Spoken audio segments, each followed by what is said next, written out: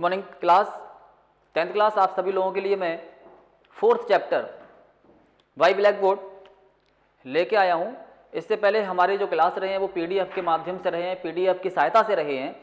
Chapter का नाम है literary heritage of India. Actually literary heritage of India इसका यहाँ पर संबंध है। हेरिटेज मीन्स आपकी धरोहर और लिटरेरी मीन्स आपका एक तरीके से साहित्य से संबंधित। तो यदि हम इंडिया की लिटरेरी हेरिटेज की बात करें, साहित्य से संबंधित धरोहर की बात करें, तो जैसा कि हम जानते हैं इंडिया का जो कल्चर है बहुत ही ओल्डेस्ट है, यूनिकनेस है, डिफरेंट है अनदर कंट्री के अपेक्षा। ऐसी स्थिति में हम यदि यहाँ की बात करें तो थॉट आउट जो भी हम विचार अपने रखते हैं वो कहीं ना कहीं किसी सिंबल के माध्यम से होते हैं, किसी एक्सप्रेशन के माध्यम से होते हैं। तो अपनी फीलिंग्स को रखने का एकमात्र तरीका है कि हम या तो उसको सिंबल के माध्यम से समझाएं या थॉट्स के माध्यम से समझाएं या फिर किसी ड्राइंग के माध्यम से समझाएं। तो ऐसी स्थिति में गाइस हमने क्या कहा, हमारे अंदर क्या चलते हैं, एक्सप्रेशन होते हैं कुछ, उस थॉट्स को क्या करते हैं एक्सप्रेशन के माध्यम से। दूसरा आइडियाज को, जैसे कि हमारे पास एक आइडिया आया, आइडियाज को हमने किसमें कन्वर्ट किया, एक्सप्रेशन या सिंबल। किसमें, एक्सप्रेशन। किसमें चेंज किया हमने, एक्सप्रेशन में चेंज किया। और एक्सप्रेशन को हमने किसमें, स्क्रिप्ट या डायलैट्स। किसमें, डायलैट्स में। और ये जो डायलैट्स होते हैं ये किसमें चेंज हो जाते हैं, आपके किसमें हो जाते हैं गाइस, ये हमारे लैंग्वेज में चेंज हो जाते हैं। किसमें, लैंग्वेज में। और आपकी जो लैंग्वेज है वो किसमें चेंज हो जाती है, आपकी किसमें हो जाती है, लिटरेरी मतलब लिटरेचर। किसमें चेंज हो जाती है, literature.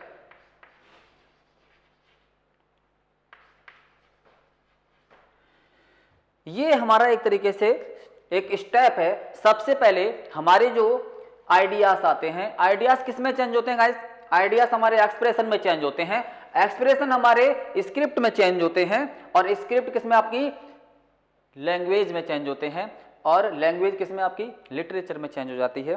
Everyone have some ideas and they got it the outcomes from the expression, and expression that change into the script and dialects change into the language, and language modified as a literature। Actually कोई भी language literature कब बनती है, कोई भी language literature कब बनती है, जब हम जानते हैं कि क्रिएटिविटी आ जाती है।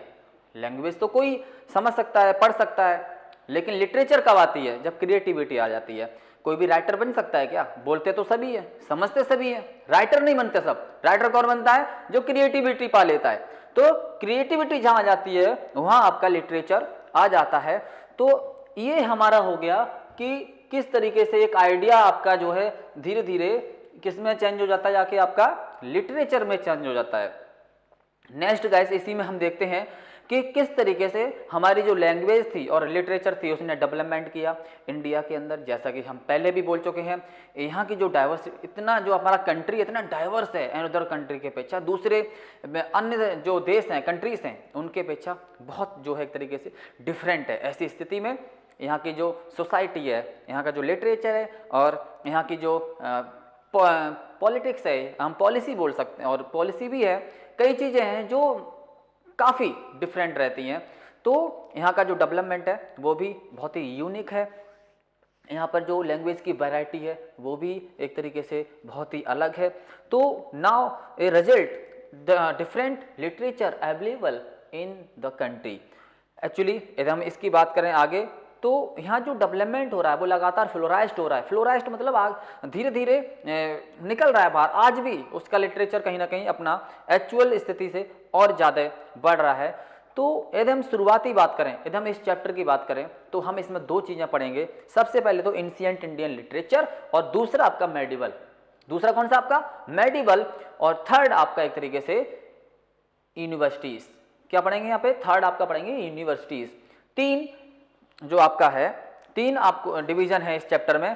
सबसे पहले आपका क्या है, एंशिएंट इंडियन लिटरेचर, पहला आपका इंडियन एंशिएंट लिटरेचर।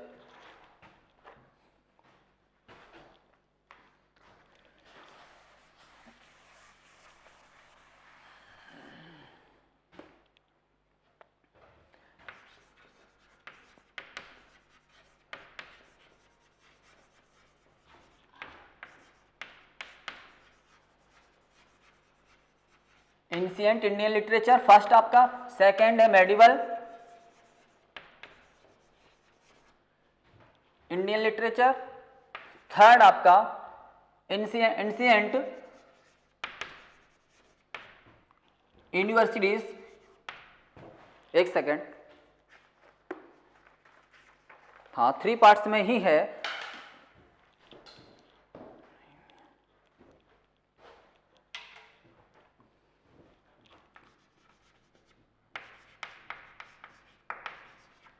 ये आपके क्या है, इसके 3 पार्ट्स हैं। इस चैप्टर को पढ़ने के लिए आपको क्या, इन 3 पार्ट्स पे आपको फोकस करना पड़ेगा। तो एक्चुअली फर्स्ट पार्ट यदि हम बात करें, जैसा कि हम सबसे पहले इसमें देखेंगे एंशिएंट इंडियन लिटरेचर। एंशिएंट मतलब पुराना, इंडियन मतलब भारतीय, लिटरेचर मतलब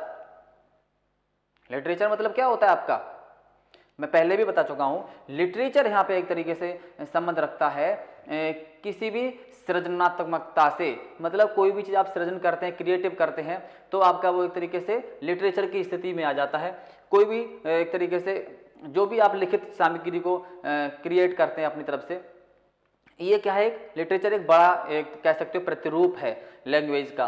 तो अब हम एंशिएंट लिटरेचर इंडियन लिटरेचर की बात करें तो सबसे पहले यहाँ पे आ जाता है एंशिएंट लिटरेचर के अंतर्गत हम सब जानते हैं कि भारत कैसा है, एक वैदिक कालीन कंट्रीज या वैदिक कालीन सिविलाइजेशन से संबंध रखता है। वैदिक कालीन संस्कृति से संबंध रखने की वजह से यहाँ का जो कल्चर है इस पे वैदिकता आपको नजर आ जाएगी। यहाँ की जो सोसाइटी है उसमें भी आपको जो आपके यज्ञ हैं, यज्ञ जिसे बोलते हैं, मतलब मंत्रोच्चारण वगैरह हैं, ये भी आपको बहुत आसानी से देखने को मिल जाएंगे। जनरली यदि हम लैंग्वेज की यहाँ अब बात करें तो यहाँ के जो ह्यूमन है, जो लोग हैं, वो बेटर एक्सप्रेशन के लिए, बेटर अंडरस्टैंडिंग के लिए अपनी जो है भाषा का इस्तेमाल करते हैं। तो ऐसी स्थिति में सबसे पहली यहाँ की जो भाषा मानी जाती है, या यूँ माना जाता है कि सबसे पहले यहाँ लिटरेचर का जो डेवलपमेंट हुआ वो संस्कृति लैंग्वेज जो आपकी है, संस्कृत जो आपकी लैंग्वेज है उससे इसका डेवलपमेंट हुआ। तो सबसे पहले जब संस्कृत लैंग्वेज का डेवलपमेंट हुआ, उससे पहले भी ये माना जाता है स्क्रिप्ट के रूप में, देखो लैंग्वेज नहीं, लिटरेचर नहीं, स्क्रिप्ट के रूप में देखोगे तो हड़प्पा सिविलाइजेशन का यहाँ पे क्या हुआ था, सबसे पहले प्रादुर्भाव हुआ था, शुरुआत हुई थी। तो अब उसके बारे में ज्यादा कुछ जानने को नहीं है, मतलब nobody got it maximum point, क्योंकि उसके बारे में ज्यादा कुछ पता नहीं है तो हम उसको ज्यादा पढ़ना भी उचित नहीं समझते, क्योंकि हम जब जानते ही नहीं है तो हम आपको ज्यादा कुछ बता नहीं सकते हड़प्पा सिविलाइजेशन की जो स्क्रिप्ट थी उसके बारे में। बट नेक्स्ट जो वैदिक कालीन टाइम था, है ना, तो उसमें यदि हम जानने की बात करें तो आपकी क्या आ जाती है, कौन सी संस्कृति जो आपकी लैंग्वेज है वहां से इसकी शुरुआत होती है। तो यदि हम संस्कृत लैंग्वेज की बात करें तो सबसे पहले आपने नाम सुना होगा महर्षि पाणिनि। क्या नाम उनका, महर्षि पाणिनि। उनके द्वारा एक बुक लिखी गई थी जिसका नाम था अष्टाध्यायी। अष्टाध्यायी एक तरीके से संस्कृत की एक बहुत ही ग्रामेटिकल बुक मानी जाती है, और ये उत्तर भारत मतलब नॉर्थ इंडिया की एक ग्रामर के रूप में देखा जाए, या संस्कृत जो भाषा है, लैंग्वेज है, उसके रूप में देखा जाए तो बहुत ही इंपॉर्टेंट बुक मानी जाती है। नेक्स्ट हम ये भी जानते हैं कि जो संस्कृत जो लैंग्वेज है इसका डेवलपमेंट कब हुआ, 4th सेंचुरी। किसमें, 4th सेंचुरी में इसका डेवलपमेंट हुआ। अब इसको माना जाता है कि जो आपकी संस्कृति जो भाषा है वो किसकी भाषा मानी जाती है, इसको जोड़ा गया है किससे, आर्यंस, सेक्स, आर्यन से, सेक्स से, और तीसरा आपका स्कॉलर से जोड़ा गया है। मतलब कहा गया शुरुआती दौर में कि ये आम इंसान की भाषा नहीं है, ये भाषा किसकी है, ये भाषा है आपकी आर्यंस की, मतलब जो भारत में बाहरी आगमन के द्वारा आए, मतलब इनका बाहरी आगमन था, भारत के निवासी नहीं माने जाते हैं, होमोजीनियस बोला जाता है, मतलब यूरोपीय मूल के बोले जाते हैं, जर्मन मूल के बोले जाते हैं। तो शुरुआत इनकी ये कहा जाता है कि जो संस्कृति जो भाषा है इसका जो डेवलपमेंट है वो आर्यंस के द्वारा किया गया। सेक्स की भाषा मानी गई, सेक्स मतलब ऋषि मुनियों की भाषा मानी गई। और तीसरा स्कॉलर्स मतलब विद्वानों की भाषा मानी जाती है। तो ये इसके बाद हम ये भी जानते हैं कि बाद में इसे जो है इंटरनेशनल लेवल पे ये भी माना गया कि ये जो क्या है एक इंटरनेशनल लैंग्वेज है, मतलब इसे अंतर्राष्ट्रीय भाषा भी घोषित किया गया। वो इसलिए किया गया क्योंकि बताया गया कि इस भाषा का इस्तेमाल करते हुए आप कंप्यूटर का, डेस्कटॉप का अच्छे से इस्तेमाल कर सकते हैं। आप जो उसकी कोडिंग है वो जो है संस्कृत लैंग्वेज से ज़्यादा अच्छे से की जा सकती है, इसको समझा भी जा सकता है गाइस। तो ये यहाँ से हम इस चीज़ को तो समझते ही हैं। दूसरा हम संस्कृत लैंग्वेज की बात और करें तो ये जो है एक तरीके से लैंग्वेज जो है आपकी नॉलेज, साइंस, रिलीजियस और साथ में फिलॉसफी की भाषा भी मानी जाती है। कहा जाता है कि इसी भाषा के द्वारा ही सबसे पहले नॉलेज हमें मिली। जैसे कि हम इंडियन कल्चर की नॉलेज की बात करें तो सबसे पहले नॉलेज हमें इंडियन कल्चर की इसी भाषा से मिली। दूसरा साइंस की बात करें तो जितने भी ऋषि मुनि हुए भारत में, जितने भी सेक्स हुए, उन्होंने बढ़िया जो भी कुछ हो सकता था डेवलपमेंट हुआ है, जो भी इनोवेशन किए थे वो संस्कृत लैंग्वेज के द्वारा ही किए थे। इसी भाषा में उन्होंने अपने विचारों को, अपने इन्वेंशन को रखा था। तीसरा हम ये भी जानते हैं रिलीजियन, जो क्षेत्रीयता की बात करें तो क्षेत्र के बारे में, रिलीजियन जो आपके धर्म के बारे में, रिलीजियस जो धर्म के बारे में या किसी रीजन्स क्षेत्र के बारे में हम बात करें तो वो भी आपको संस्कृत के बारे में की भाषा से ही पता चलता है कि इस धर्म से संबंधित क्या इसकी पोएट्री है, क्या इसके जो एक तरीके से कह सकते हो विचार हैं, है ना, या कौन से आइडियाज़ वगैरह हैं, क्या एक्सप्रेशन रहे होंगे, क्या डायलैक्ट्स रही होगी, इसकी भी शुरुआत हम जानकारी जो कहीं ना कहीं संस्कृत भाषा से मिलती है। फिर इसके बाद फिलॉसफी जो है, फिलॉसफी के बारे में भी हमें इस जानकारी मिलती है। तो ये सब जो है एक तरीके से संस्कृत से ही शुरुआती दौर के माने जाते हैं। अब आ जाता है कि इंडियन जो एंशिएंट लिटरेचर था, एंशिएंट है, ये आपका मेरा प्रोनाउंसिएशन है।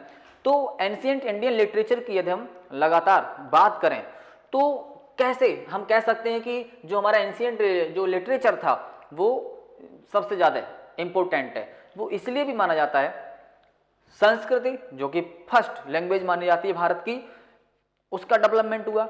दूसरा इसी लैंग्वेज से ही आपको, संस्कृति लैंग्वेज से ही यहाँ के जो आपको वेद मतलब जो आपको आपने सुने होंगे या किसी ने इनका उच्चारण किया होगा, जाना होगा, इनके बारे में भी जानकारी मिलती है। तो एक्चुअली यदि हम इंडियन लिटरेचर की बात करें तो इसके अंतर्गत 4 जो है नॉलेजमेंट, आपको एक्नॉलेजमेंट कह सकते हो, जानने के 4 तरीके आपको देखने को मिलेंगे जो वेदों के रूप में हैं। सबसे पहले आपका जो है ऋग्वेद है, सामवेद है, यजुर्वेद और अथर्ववेद है। तो अथर्ववेद ये सब चारों आपके वेद हैं। और उसके बाद आ जाता है आपका क्या, उपनिषद। उपनिषद से भी आप इन सब चीज़ों के बारे में जानकारी ले सकते हैं। एक्चुअली यदि हम ऋग्वेदा सबसे पहले इसकी बात करें तो ये क्या है, एंशिएंट इंडिया का सबसे मोस्ट इम्पोर्टेंट वेद माना जाता है। और ये एक तरीके से पार्ट्स है हमारी सिविलाइजेशन का, हमारी संस्कृति का। इस पार्ट्स में यदि हम देखें तो इट इज़ कंसिस्ट 1028 वर्स, मतलब एक तरीके से इसके अंदर 1028 ऋचाएँ मतलब पाई गई हैं, या 1028 ऋचाओं का ये क्या है, संगठित तरीका है जिसे हम वेद का रूप देते हैं। और इसके अंदर इसके जो है, जो इसको क्या है, 10 डिविडेंट इसके मतलब डिवीजन इसके बनाए गए हैं, 10 भागों में इसको डिवाइड किया गया है इन वर्ष को। और इसमें जो है गॉड की जो प्रेयर है इसके बारे में हमें, या उनकी स्तुति के बारे में समझाया गया है, बताया गया है। साथ में हम ये भी देख सकते हैं, इसमें ये भी बताया गया कि इन द ड्यूरिंग ऑफ यजनास, मतलब यज्ञ के समय हमें किस तरीके से क्या करना चाहिए, गॉड की संस्तुति कैसी करनी चाहिए, है ना, और साथ में सेक्स वगैरह किस तरीके से भगवान की पूजा करते थे, है ना, उनकी प्रेयर करते थे। ये हमारा किसमें, ऋग्वेद। दूसरा आपका आ जाता है सामवेद। सामवेद ये एक तरीके से क्या, इसको अलग तरीके से कंपोज किया गया, किसके बाद, एक तरीके से ये ऋग्वेद के बाद इसको कंपोज किया गया। और ये देखा जाए तो process of recitation of the verse, मतलब कि किस तरीके से हमें ऋचाओं का जो है कह सकते हो, हमें ऋचाओं को बोलना है या अपने आराध्य को किस तरीके से प्रसन्न करना है, इन सब के बारे में बताया गया है। इसे गंगोत्री ऑफ म्यूजिक भी बोलते हैं, मतलब संगीत एक तरीके से इसमें भरा हुआ है। आप संगीत की जो भी डेवलपमेंट है वो आपको इसी में देखने को मिलेगा।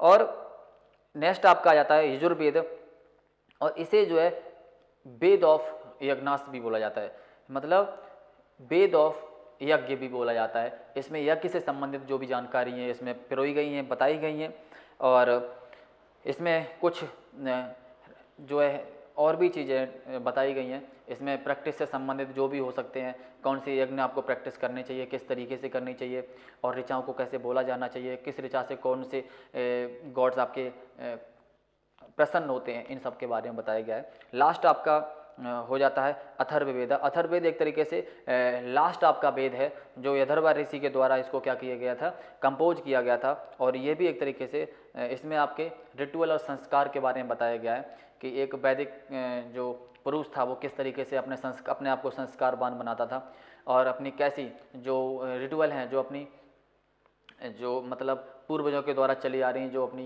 क्षमताएं हैं या जो रीतियां हैं, उनको कैसे निभाया जाना है, उनको कैसे संकलन करना है, वो इन सब चीज़ों के बारे में बताता है। नेक्स्ट आपका जाता है उपनिषद गाइस। तो उपनिषद एक तरीके से इट इज़ द उपनिषद क्या है, एक तरीके से beginning of the universe of the mysteries of life. ये हमें बताता है कि संसार का उदय कब हुआ, और जन्म और मृत्यु से संबंधित जो अंधेरा है उसको बताने की कोशिश करता है कि भाई कि किस तरीके से इंसान का जन्म और मृत्यु होती है, उसके बाद क्या होता है, कैसे होता है। इन सब चीज़ों की जो मिस्ट्री मतलब हिस्ट्रियस है, मतलब कहते हैं जो अनभिज्ञ हैं जिस चीज़ से, हम उसको बताने का कार्य करता है। इसमें कई तरीके से डायलॉग हैं जो एक तरीके से 108 इसके अंतर्गत उपनिषद माने जाते हैं, और ये सब आपको किसमें, मुक्त को उपनिषद में देखने को मिलेगा, जानने को मिलेगा गाइस। तो ये थे आपके क्या वेदास। ये भी आपको समझने की ज़रूरत है कि कितने आपके वेद हैं। ये एंशिएंट इंडियन लिटरेचर के अनुसार ये बताया गया है कि जो आपका वैदिक कालीन जो आर्यंस हैं उनके क्या 4 वेद माने जाते हैं। कौन से? सबसे पहले आपका मैंने पहले बताया था ऋग्वेद, उसके बाद सामवेद, वायु, उसके बाद सबसे पहले आपका ऋग्वेद, सामवेद, यजुर्वेद, और इसके बाद अथर्ववेद। ये आपके शॉर्ट में मैंने बता दिए हैं, ये आपके 4 वेद हैं। इन वेद के माध्यम से ही ये कहा गया है, ये जो आपका हिंदुत्व है, हिंदू धर्म, ये रिलीजियस है, उसमें बताया गया है कि यदि आप इन वेदों का क्या करते हैं, अध्ययन करते हैं, तो एक उच्च कोटि के इंसान बन सकते हैं, और आप अपनी जो लाइफ है उसको बेहतर तरीके से जी सकते हैं। अब आ जाता है आपका नेक्स्ट ब्राह्मणिकल लिटरेचर। अभी तक हमने ये चीज़ देखी थी कि किस तरह से हमारा जो पुराना भारत था उसमें वेदों को क्या स्थिति दी गई है, वेदों का क्या तात्पर्य है, वेदों में क्या दिया गया है। नेक्स्ट आपका आ जाता है ब्राह्मणिकल लिटरेचर। कहीं ना कहीं भारत में, इंडिया में ब्राह्मणों को एक अलग स्थान प्राप्त है। तो ब्राह्मणिकल जो लिटरेचर है वो हमें एक अलग तरीके की जानकारी देता है।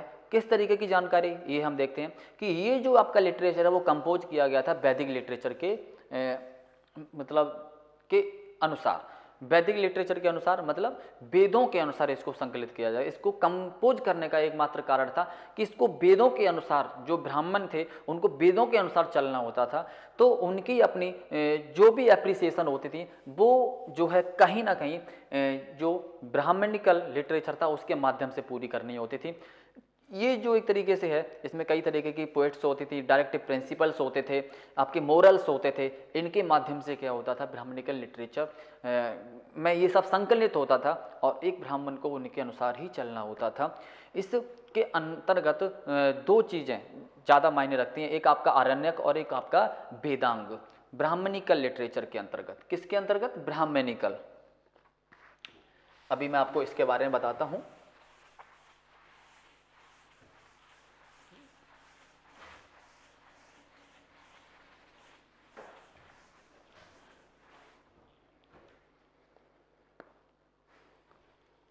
ब्राह्मणिकल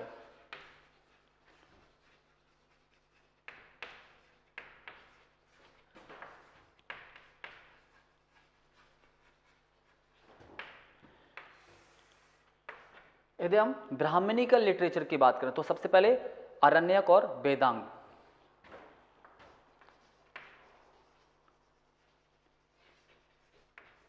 और दूसरा आपका वेदांग।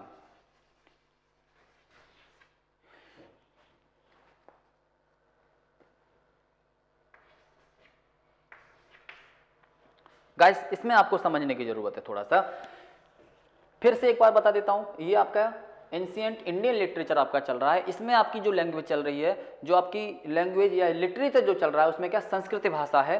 और संस्कृत भाषा जो कि ओल्डेस्ट लैंग्वेज में से एक है इंडिया की, उसमें ये बताया गया कि किस तरीके से जो आपका एंशिएंट लिटरेचर है वो ये कहता है कि वेदों का अनुसरण करो, वेदों की तरफ जाओ। वेदों के बाद ये बताते हैं कि किस तरीके से जो ब्राह्मणी का लिटरेचर है, जो ब्राह्मणों के लिए जो लिटरेचर है, जो इनका जो इसका जो प्रादुर्भाव हुआ है या इसको जो कंपोज किया गया है, इनका मेन मकसद ये था कि वेदों के अनुसार चलो। तो अब इसमें जो है दो चीजों को इनमें फिर इन्वॉल्व किया गया है। सबसे पहले अरण्यक, दूसरा वेदांग। अरण्यक के अनुसार ये बताया गया है, ये बताया गया कि एक ब्राह्मण को in the last age of his life, अपने जीवन के लास्ट समय को एक तरीके से कहा अरण्यक, मतलब जंगलों में भ्रमण के माध्यम से अपना क्या करना चाहिए, जीवन यापन करना चाहिए। और उसके बाद जो मिस्टीरियस ऑफ लाइफ है उसको खत्म करते हुए, मतलब इन जिज्ञासाओं को खत्म करते हुए अपने ईश्वर को प्राप्त करना चाहिए, मतलब गॉड को प्राप्त करना चाहिए। तो ये जो एक तरीके से उससे इस लास्ट स्टेज पे जो उसे सीखने को मिलता है कहीं ना कहीं, उसको क्या करना चाहिए, अपने तरीके से अपने एक लिटरेचर के माध्यम से कंपोज करना चाहिए। तो ऐसी स्थिति में जो भी उसकी अपनी फिलॉसफी रही होगी या जो भी उसको वहाँ से सीखने को मिला होगा वो भी हमारे सामने आए, इससे कि नेक्स्ट जो जनरेशन वहाँ पहुँचेगी उस अरण्यक के माध्यम से, उसको भी ये पता चले कि इन हमारी आने जो पहले की जो भी स्टेज थी, जो पीढ़ी थी, उसने जो है क्या सीखा या क्या पाया। तो ऐसी स्थिति में जो क्या था, एक तरीके से डीप नॉलेज ऑफ अरण्यक या deep knowledge of last time of life, मतलब जीवन के अंत समय में जो नॉलेज मिलती है वो जो है एक तरीके से डीपेस्ट नॉलेज ऑफ जो है ह्यूमन कह सकते हो, उसको क्या उतारने का कार्य किया गया अरण्यक के माध्यम से। और ये क्या थी, एक ऐसी स्टेज थी जिसमें आपको इंसान को क्या करना पड़ता था, जंगलों में जाके रहना पड़ता था, आश्रम की सहायता से रहना पड़ता था, जैसे सेक्स वगैरह रहते हैं, जैसे ऋषि मुनि रहते हैं। तो ये था आपका अरण्यक। दूसरा आपका है वेदांग। वेदांगों की यदि हम बात करें तो it is the literature of the religious practice and the ritual, grammar, astrology and astronomy. ये नक्षत्र विज्ञान से लेकर के आध्यात्मिक ज्ञान तक इसमें फैला हुआ है। और इसमें जो भी धारणाएं हैं उनको बताया गया है, जो भी अपनी इंसान की अपनी धारणाएं होती हैं उनको बताया गया है, जो भी अपनी प्रैक्टिस होती हैं उनको बताया गया है। क्योंकि हर रिलीजियस कुछ प्रैक्टिस के बारे में बताता है, मतलब कुछ अपनी रीतियों के बारे में बताता है। तो वेदांग में यही सब बताया गया है। और ये जो लिटरेचर है कहीं ना कहीं डील करता है रिलीजियस प्रैक्टिस के संबंध में, डील करता है, मतलब रिलीजियस ग्रामर, रिचुअल के रूप में, एस्ट्रोलॉजी और एस्ट्रोनॉमी के रूप में, नक्षत्र विज्ञान, अंतरिक्ष विज्ञान, इन सब से जो है कहीं ना कहीं इसका क्या है, जुड़ाव है, इसको जो है ध्यान में रखा गया है। तो गाइज इसमें अब थोड़ा सा देखते हैं। जैसे कि यदि हम वेदांग की बात करें तो एपिक है, जैसे कि एक आपने नाम सुना होगा रामायण, दूसरा महाभारत। एक रामायण, दूसरा महाभारत। संस्कृत लैंग्वेज में ही इनको क्या किया गया है, कंपोज किया गया है। ये भी एक तरीके से एंशिएंट इंडिया का एक लिटरेचर के रूप में एक बहुत बड़ा क्या है, कार्य है। कौन सा, रामायण और महाभारत को बनाना, मतलब ये महान एपिक माने जाते हैं, ग्रेट इंडियन एपिक माने जाते हैं।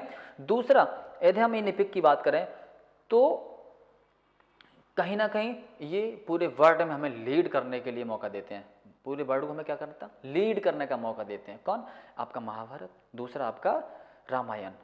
रामायण देखा जाए तो सेकंड एपिक है, सेकंड लार्जेस्ट एपिक है आफ्टर महाभारत। किसके बाद, महाभारत के बाद।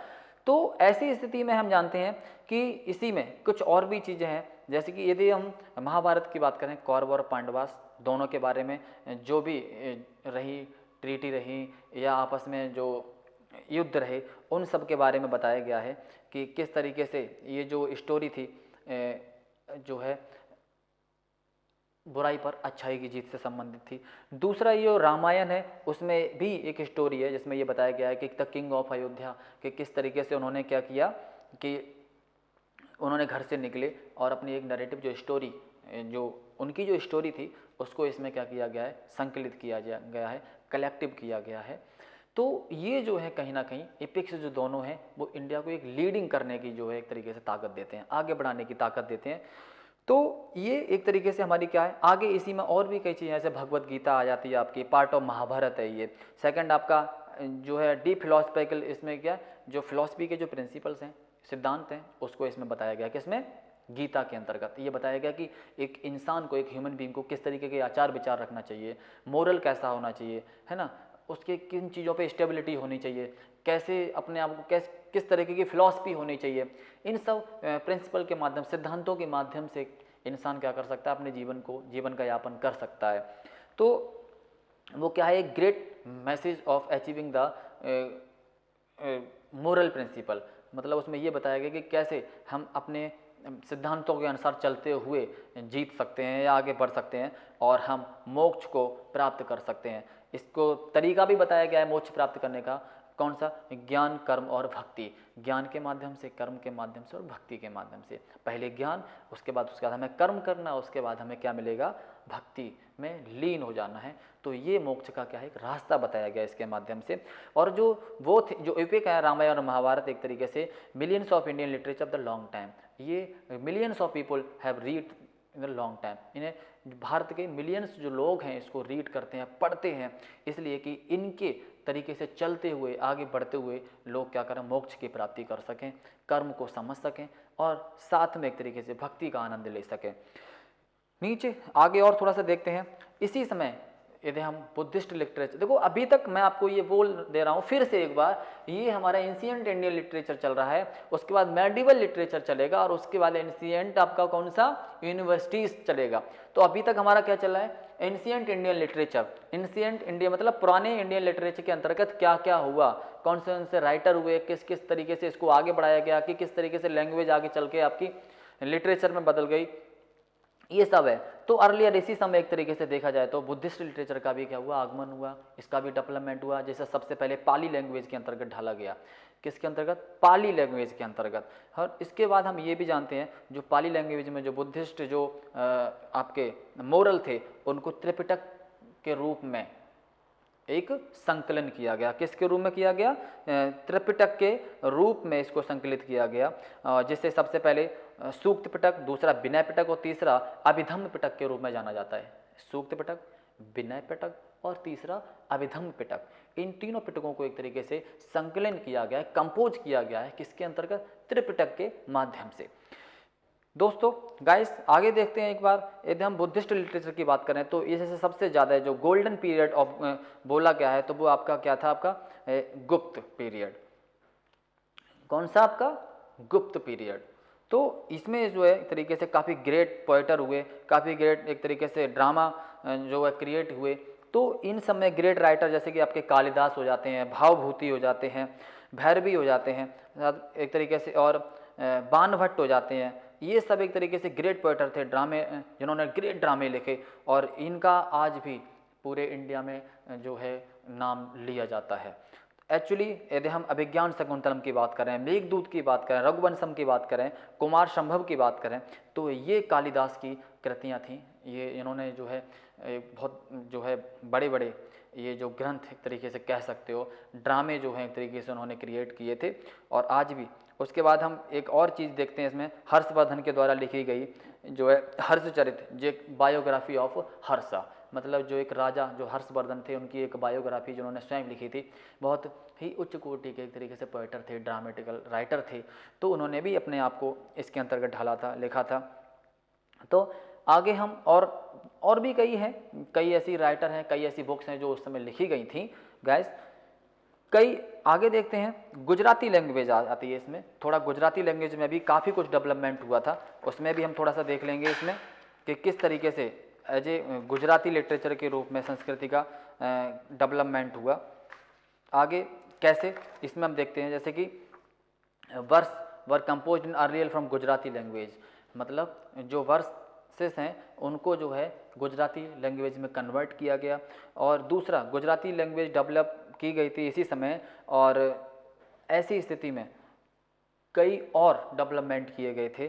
तीसरा हम देखो कह सकते हैं कि गुजराती जो जो एक तरीके लिटरेचर था उसको इसी समय प्रॉस्पेरिटी प्रदान की गई थी। किसके द्वारा? जैसे आपने नाम सुना होगा नरसिंह मेहता। नरसिंह मेहता हैं, साथ में आपके मीराबाई हैं, दयाराम हैं, तो इन सब के द्वारा इसको क्या प्रॉस्पेरिटी प्रदान की गई, मतलब और समृद्धता प्रदान की गई। उसके बाद प्रेमचंद हैं, प्रीतम हैं और अदर कई राइटर थे जिन्होंने इसको आगे बढ़ाने का कार्य किया। नेक्स्ट है अदर स्कॉलर, जैसे कि नाम है आपका नर्मद है, नवल राम है, किशोरी लाल है और पन्नालाल हैं, उमाशंकर जोशी हैं, महिपत्रम रूपराम हैं। इनके द्वारा भी गुजराती जो लिटरेचर था उसको इम्प्रूव करने का कार्य किया गया था। और उसी समय गुजराती के साथ साथ तमिल लैंग्वेज लिटरेचर को भी साउथ में जो है काफ़ी जो है इम्पोर्टेंसी प्रदान की गई थी और इसको आगे बढ़ाने में भी काफ़ी बड़ा योगदान माना जाता है। और भी कई लोग थे, और जैसे कि 4 डिवीज़न लैंग्वेज उसमें जो है किए गए थे। जो लैंग्वेज के 4 डिवीज़न उस समय साउथ में माने गए हैं या माने गए थे। सबसे पहले आपका तमिल, दूसरा तेलुगु, तीसरा आपका कन्नड़ और चौथा आपका मलयालम। एक तरीके से ये द्रविड़ियन लैंग्वेज भी मानी जाती हैं, मतलब द्रविड़ों के द्वारा इन लैंग्वेज को क्या किया गया था, डेवलप किया गया था गाइस। तो ये भी आपका समझ सकते हो, ये लिटरेचर माने जाते हैं। ये आपका लिटरेचर है, लेकिन कहीं ना कहीं इन चारों को मिला के लिटरेचर बनता है। वैसे तो ये स्क्रिप्ट है ना, ऑन स्क्रिप्ट। इन्होंने अपनी एक स्क्रिप्ट डेवलप की थी। ये क्या है, एक तरीके तमिल स्क्रिप्ट मानता हूँ, तेलुगु ये भी एक स्क्रिप्ट मानता हूँ, साथ में आपका कन्नड़ और मलयालम ये भी स्क्रिप्ट डालता है। लेकिन जब इन चारों को मिला के एक नई स्क्रिप्ट को, मतलब नई लैंग्वेज को डेवलप किया गया या लिटरेचर बनाया गया। तमिल एक तरीके से देखा जाए तो ओल्डेस्ट लिटरेचर में से एक मानी जाती है, क्योंकि हम पहले भी कह चुके हैं इंडिया में जो एक तरीके से आर्यंस आए थे, आर्यन के आने से पहले कहीं ना कहीं द्रविड़ियन यहाँ के मोस्ट इम्पोर्टेंट जो पर्सन माने जाते थे यहाँ, या एक तरीके से कह सकते हो यहाँ रहने वाले लोगों में उनका सर्वोपरि नाम आता है। तो गाइस नेक्स्ट आपका अकॉर्डिंग टू ट्रेडिशंस यदि हम बात करें, है ना, तो कई और लिटरेचर थे जो यहाँ पे कंपोजिट किए गए थे। और ये कंपोजिट करने का मतलब ये नहीं है कि हम सिर्फ संस्कृत लैंग्वेज को ही बात करें। संस्कृत लैंग्वेज की बात हम सिर्फ इसलिए कर रहे हैं क्योंकि एक्चुअली कहीं ना कहीं all over the India, all over मतलब उत्तर नॉर्थन इंडिया की बात करें या कहीं साउथ इंडिया की बात करें, सब में जो संस्कृत लैंग्वेज का बोलबाला था मुख्य और लैंग्वेज का नहीं था। बाकी की अदर पार्ट्स में अदर लैंग्वेज हो रही थी डेवलप, लेकिन उस मात्रा में नहीं हो पा रही थी। इसीलिए संस्कृत लैंग्वेज को हम सर्वोपरि सबसे ऊपर रख रहे हैं। जैसा कि उसके बाद हमने तमिल में बताया आपको साउथ में कि किस तरीके से तमिल, तेलुगु, मलयालम इनका डेवलपमेंट हुआ था। नेक्स्ट इसके बाद आपका आ जाता है कौन सा, मेडिवल। तो गाइस मेडिवल को हम समझाने के लिए नेक्स्ट डे आएंगे, नेक्स्ट क्लास में आएंगे गाइस। तो तब तक के लिए धन्यवाद। नेक्स्ट क्लास में हम फिर मिलेंगे, तब तक के लिए